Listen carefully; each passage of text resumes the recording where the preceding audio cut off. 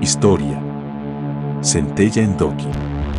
En un desolado territorio del Congo, donde se dividen dos ríos, apareció un remolino en plena gran batalla.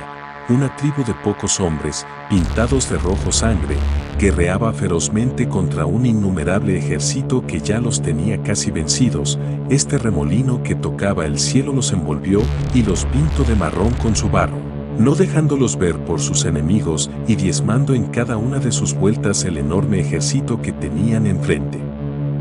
Días después, aún en las celebraciones de la victoria de esa batalla, llega una mujer, de tez negra como el ébano, con un báculo de donde guindaban varias quillumbas y envueltas en linajes marrones y morados.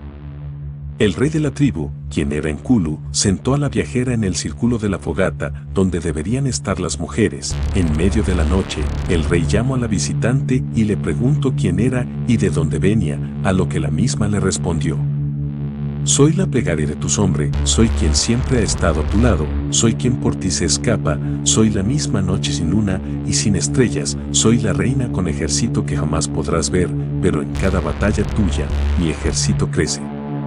Soy la muerte hecha mujer. Dichas estas palabras, el rey se retiró a su choza y a la mañana siguiente, al ver que la viajera todavía estaba de pie en el mismo sitio donde él la había dejado, le preguntó: ¿qué quieres de mí y de mi pueblo? Y ella respondió: de ti, te quiero a ti, porque me enamoré, por tu fiereza, por tu inteligencia, por tu sagacidad, por tu lealtad a la tribu, por tu lealtad a la religión, por tu valor y por tu sabiduría en la justicia, y de tu tribu.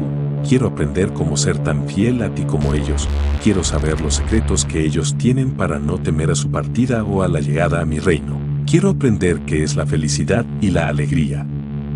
Nkulu, preso de una gran tribulación que ocasionaron las palabras que esa mujer le había dicho, decidió tomarla como esposa.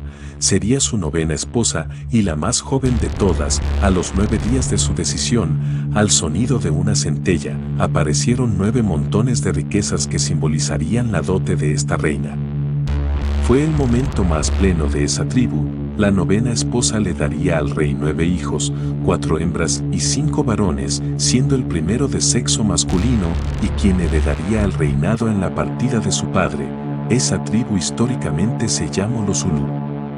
Centella Ndoki, como esa tribu la llamó, debido a la centella en donde apareció la riqueza y Ndoki a su reinado, aprendió a ser tan fiera, tan guerrera, tan audaz, como lo era su rey, utilizando sabiamente la centella en batallas y su remolino de enfumbis en las mismas, para cubrir a su pueblo.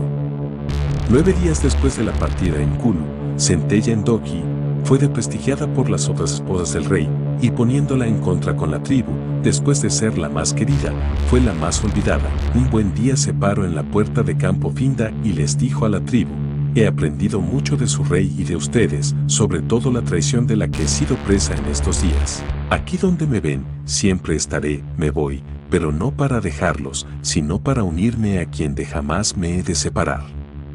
Uno a uno se unirán a mí, y será mi voz la única que escuchen, ya que seré yo quien los acepte o no. Mientras daba la vuelta para darle la espalda y entrar, fue envuelta en un remolino de enfumbis y en una centella desapareció. Desde esos días hasta hoy, Centella Ndoki ha sido venerada y sus atenciones son en el cementerio como dueña de los enfumbis y de la puerta de Campo Finda. Algunos dicen que esta deidad se podría dividir en 3 etapas. Centellita, la joven y exuberante mujer, llena de riquezas y de apego a sus principios. Centella, la mujer madre y guerrera, desafiante y sin temor a cualquier guerrera, llena de una ambición de aprender a ser humana.